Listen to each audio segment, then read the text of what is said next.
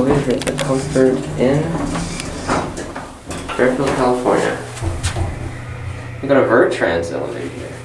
There's a mirror I really wish wasn't here because this thing faces a front desk on the first floor. It's literally right in front of it. They're gonna be able to see me because of this fucking mirror. I can't just hide in this corner, you know?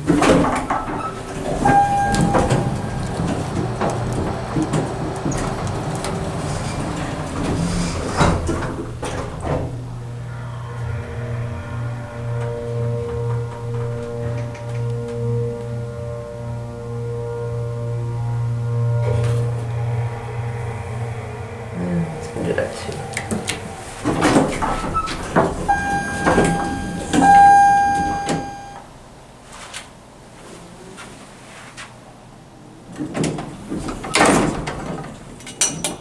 Damn, that's a hard bumper.